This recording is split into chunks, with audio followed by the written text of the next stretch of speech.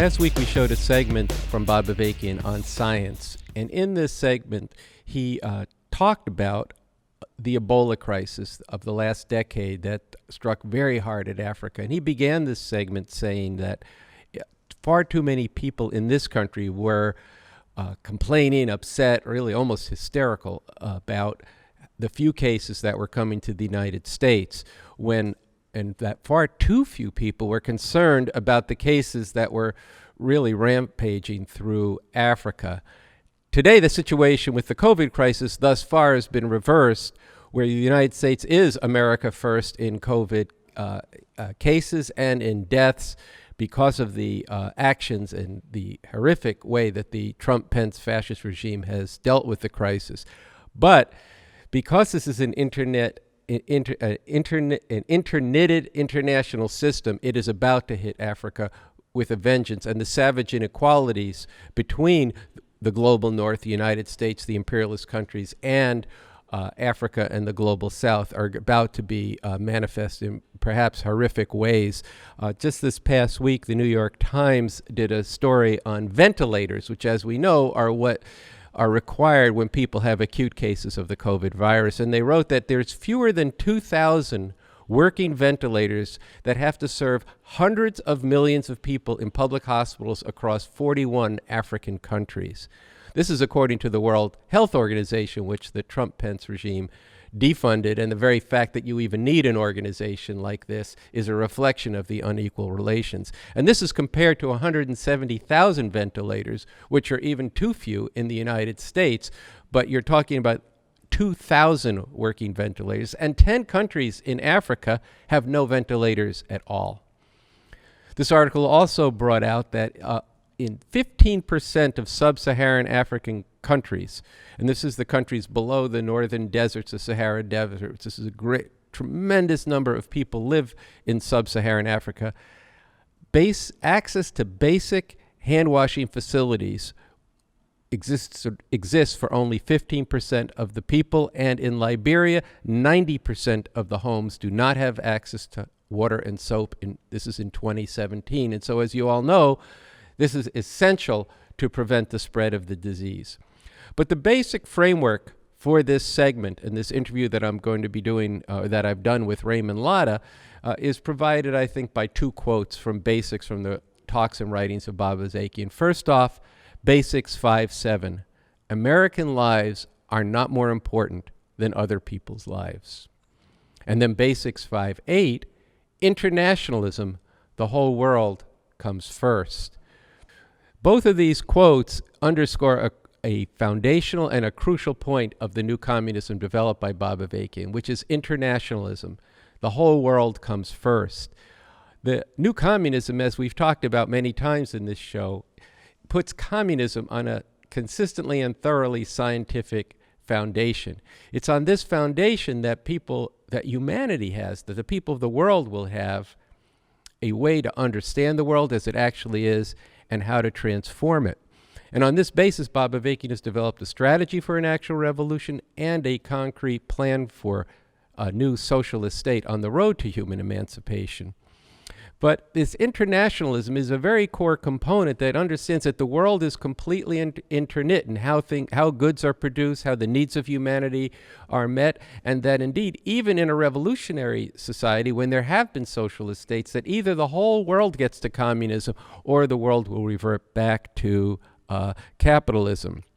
So, in other words, the attainment of communism is an international process. It's not just lending our support to people elsewhere, but actually it's in a fundamental sense a unified process, even as revolution takes place in different countries.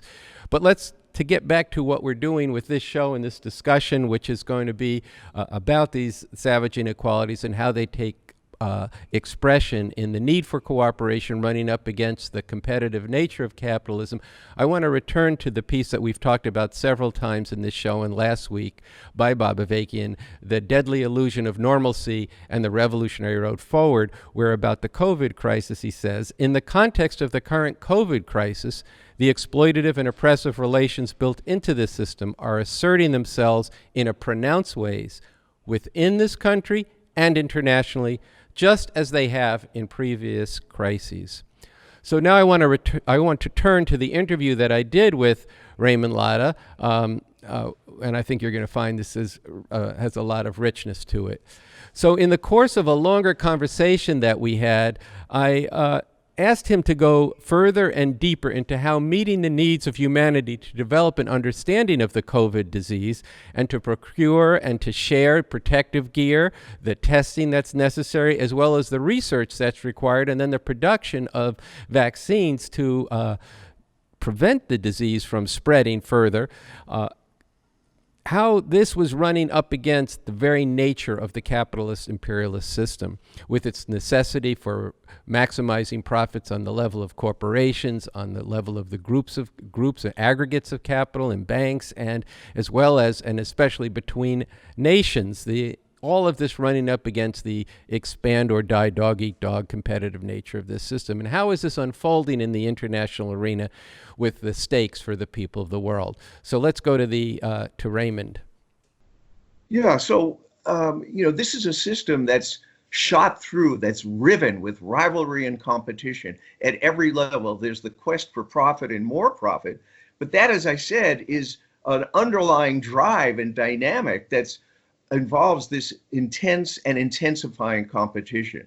What we're seeing between the United States and China, this is an acute arena of great power and rivalry between the United States and China. And, there's, a struggle. I mentioned Africa, for the resources of Africa. Chinese investments are growing in Africa. The US is seeking to, angle for advantage in other parts of the world and to prevent China from, building up its, modern imperial empire. So this is what's, going on at every level. And, when Trump, imposes those tariffs, he is trying to punish the Chinese who depend on the markets in the US. And at the same time, the Chinese are trying to retaliate, in kind by preventing certain products, agricultural products, which are very crucial to the export profile of the United States and, from coming into China. So there's all of this dueling,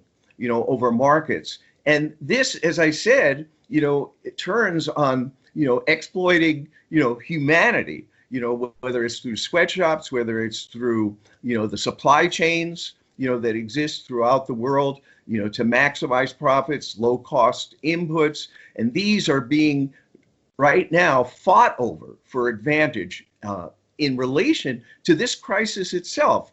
The US is imposing export controls on the sale of certain medical goods. China is, trying to use its medical knowledge and some of the experience it's gained in treating this disease to actually gain advantage in different parts of the world. Trump, has now prevented certain kinds of collaboration that were taking place between US medical professionals during the SARS crisis in, back 10, 15 years ago. There was more cooperation between US medical professionals and scientists and the Chinese. But that now is evaporating, in the context of this sharpening competition for markets and, global influence. And the fact that humanity is facing this crisis, the pandemic, is not overriding and superseding, that competition, that rivalry, that system that's based on profit and more profit. So this is all part of the picture that exists right now. And, this is having savage consequences in the oppressed countries and the low income and poor countries of the world where the majority of humanity lives. And we could get into some of how that's playing out right now. Well, why don't we talk a little bit about, in the time we have left, this calculation that the system cannot put the needs of humanity first, because nothing gets produced in this society that isn't based on the exploitation and competition over the exploitation of labor and resources that can then be brought into the world as a commodity to be bought and sold. There's no such dynamic of things being produced fundamentally for the needs of humanity. So I think it'd be really important to and helpful to dig deeper into what you've been talking about now in terms of the pandemic and how this system can't meet the needs of a pandemic. But if you had a different economic system, you could, and then political system that corresponded to that, you could do a lot of different things. But I think some of the underlying dynamics that you're speaking about would be very helpful to lay a foundation for people to get into this. Yeah, well, I think what we're seeing in the response of the rich countries, for instance, to the crisis, as the coronavirus, the COVID-19 crisis is intensified, what's happening? There's bidding wars for supplies, and the United States and Great Britain and France and Germany, even as they produce some of these supplies, they are also, bidding and outbidding each other for, for different kinds of medical equipment and the protective masks. And this is, all of what's happening, very, very acutely now. And the people in the oppressed countries, are suffering for that very, very greatly. Also, even as, and I think, Dr. Rice was emphasizing this collaboration that's taking place, this is straining against the very limits of the way the system is functioning. The fact that there's a race on for a vaccine, doesn't in any way nullify the fact that these pharmaceutical companies that are now, opening up their laboratories and putting more emphasis on this kind of research. And by the way, in the earlier part of the 2000s, even up through the early 2010s, none of these pharmaceutical companies were doing research on antiviral agents and antibiotics of any magnitude that would be helpful for the people of Africa. For instance, 300,000 children were dying each year of malaria in Africa, but that was not on the profit agenda. So this is, again, the way the system works. And right now, you're seeing that these pharmaceutical companies are doing more research, but they are going to have to recoup their investment, and they are looking, even as there is new kinds of cooperation taking place, they are looking, to get a leg up in being able to patent, this or that breakthrough, to be able to get those intellectual property rights, to make those, innovations and those discoveries, the property of those corporations, those units of capital, those companies, that, have the proprietary rights. This is not in the interest of humanity, and everything that these doctors are doing right now is taking place in the context of this system and its power relations and its control over resources. So you do see this export controls. What is it going to mean, Andy? What is it going to mean, when a breakthrough is made and then there's the export controls? And an export control just means that something that's produced, in one country, whether it's a drug, whether it's medical equipment, is not going to be sold, is not going to be transferred to another country if that endangers not the health of humanity. This is not what's motivating it, but if it endangers, the actual competitive position of those economies, those blocks of capital, those pharmaceutical companies, those transnational corporations. So there's this incredible tension, between the desire and the aspiration of these doctors and these scientists to actually do good. I saw an article in the New York Times where they quoted, one scientist who said, look, really, if you're doing good science, you don't talk and you don't approach this from the standpoint of, my nationality. What are we up to? What do we need? My geographic location versus your geographic location. These were his words. And he's saying this is not what science is about, but this is how science is conducted. The point is that all of this activity, the economic activity, the research that's going on, it's all filtered through, if you will. It's all mediated by, these relations of ownership, control, and a system that's organized around the private production of profit. So that's what's going on right now. And it's very, very dangerous for humanity. If we're at a moment now, if, you could take in global warming, and this pandemic, never has the world been so interlinked, and never has the future and fate of humanity been so interconnected. And yet, under these conditions of crisis in a world that is so interconnected by the research and the science and the knowledge that is objectively the fruit of human activity, but it is privatized, it is appropriated for the pursuit of profit, it is locked in to the borders of contending great powers, whether it's China, the United States, Great Britain, Russia. This is what's going on right now. And you need to do away with this system, to make a revolution, to open up all of that possibility that's completely stifled and suppressed under this system. So later in the interview, I asked Raymond to speak about how, in a crisis like this, things might unfold in a way that on the surface might seem to go against how the system actually works. That the ruling class, to serve their larger interests in maintaining their system, including in relation to the potential for resistance and rebellion, it might be that they take measures that are not just punitive repression, but also involve social relief programs. And this will likely be a big part of the Democrats' program and what they advocate. So I asked Raymond to also speak to how this might play out, including giving rise to illusions among the people.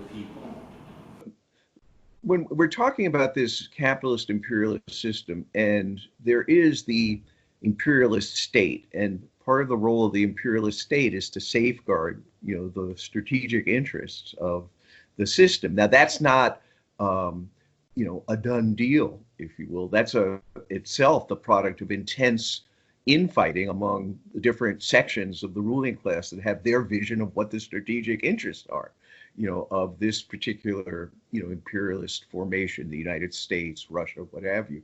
This is what goes on. And there are times of crisis when, within the ruling class, a certain consensus might be reached as the product of, struggle that goes on among them over different policies as to what to do to confront a crisis that might endanger the larger strategic interest of the system.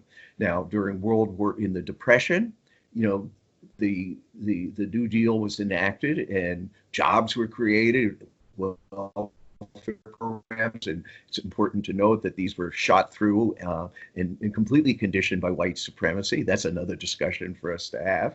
But things were changed in the face of the Depression. Why?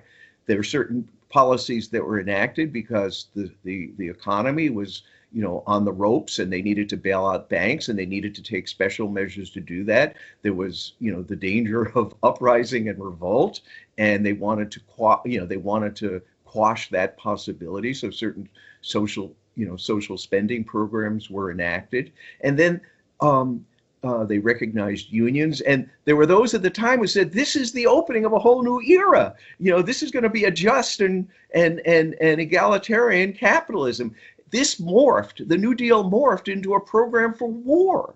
And the US went into a war economy and came out the top dog in the world. And all of the horrible things we've been describing, the sweatshops, that exist in Asia, in China, in Indonesia, and all the plunder of the planet, that is one of the products of, the New Deal, the war economy, the fact that the U.S. came out on top, dropping 2 atomic weapons. So, we can't take comfort in the reckoning by the ruling class to how to deal with and to make short-term adjustments, in a time of crisis, which means that immediate profits are not going to be the guiding light of what's done, because there are bigger strategic concerns and interests at stake. So this gets fought out through policy. But, you can look through the whole history. I remember the 2008, the 2007, 2009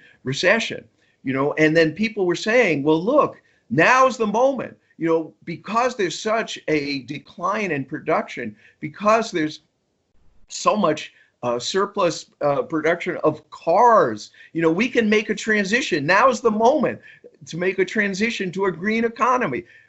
This was the illusion at the time, and we have an Obama, as president, and this is the moment. There's a coming together of a black, quote unquote enlightened president, who's concerned about the environment. And we've had this economic crisis, and this gives us the basis, to restructure the economy. Well, I'm sorry, oil production, fossil fuel production increased, fracking took hold. So these are all the kinds of illusions that get spread, and especially at times of crisis, because there's the notion that this time it'll be different. People will come to their senses. Humanity's survival is at stake. But I'm sorry, this is not how the system works. So these are just some examples from history.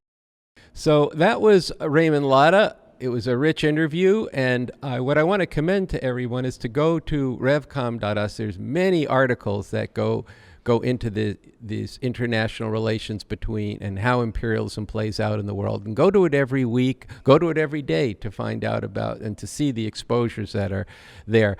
But I would also commend to you to look at the Constitution for the New Socialist Republic in North America, which has an entirely different framework for how a revolutionary society, a genuine socialist republic, would actually relate to the rest of the world. And so with this, we're going to move to our closing of this show, and I'm going to turn to my colleagues here, Sunsara Taylor and Luan. So before we close this episode number 5, Sunsara and I wanted to talk to our viewers, to you, a little bit about the show. Because we just started this. We just started the show. It's been out for a little over a month now, and there's a lot that we've been trying to do with this. And right now, a lot of you have been watching it, but there's so many people who have not seen this yet. And you think about what we're trying to bring right now in this world, in this moment. We're talking about a show that's not just about big ideas or some lofty things, but is actually about how we can make revolution, how we can get humanity free, and is bringing people leadership that's alive and going to work on that and bringing together a movement of people who are serious about emancipating humanity. You see this concentrated in basics, which is something that we've been quoting in this episode and other episodes. You see this on the website, revcom.us, which is the voice of the Revolutionary Communist Party. And we want to talk to you about how is it that we can actually grow this a lot more, because there's so many things that we're trying to do here and that we're trying to bring people to be on a mission to do. And yet this is not known in a big way in the world. And we wanted to give a shout out to people who've actually been going to work on spreading this with their friends.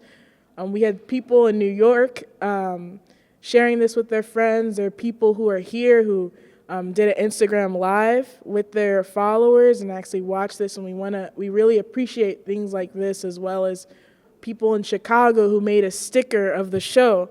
And we want to put up a picture of this on social media so people can see this. These are things that people have done, but there's a lot more that people can be brought into to actually going to work on this problem, and also going to work on how can we make this show and its reach and this movement's reach a lot greater than it already is. But so you want to say something? Yeah, there's nothing like this. We're about making an actual revolution. We are bringing people the leadership that they need. Bob Avakian and the new communism. We're digging into this. We're learning it more deeply ourselves as we're bringing it to you, and we're learning how to do this show. And so we, like Luan said, we really treasure every single one of you who is watching this, who's done something to spread the show, everybody who's donating on Patreon to help support the show. We want to ask more people to become Patreon supporters. We need the funds to put this show on. It makes a huge difference. But we also want to invite your ideas on how to solve this problem of breaking out of, the margins. If these ideas stay marginal, then the world stays as it is. That's just straight up. And so, there's some things we know, like if you comment right below the video, it helps the algorithm. Okay, that's a tiny thing, but it matters. We also learn from the comments, and we respond to the comments. And that's part of the process of making revolution in the community that we're forging. But we know some of you guys watching have ideas on this, and some of you can go to work on learning some of this with us. How do we, what forums do we need to get this into? Do you have other creative ideas? The people who made the stickers, that was beautiful, and they're getting up in real life all over the place. In Chicago, they should get other places. But we want to invite you to to help solve the problem of we have something humanity needs, and there's millions of people right now agonizing. And frankly, their lives are going through major jolts and shocks, already because of the system in normal times and now even more intensely in this time of pandemic. And people are looking everywhere for answers except where they need to look, and we need to change that, and we need your help in changing that.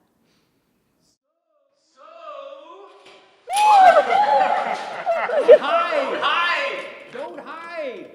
Don't hide from us. Get involved. We're having a good time making this show. We're in a garage in Los Angeles. And we need you. We need you. It was fabulous, but it was... Now I'm playing hide and seek, but don't you play hide and seek. If it works, it works. If not, then... That is not going to work.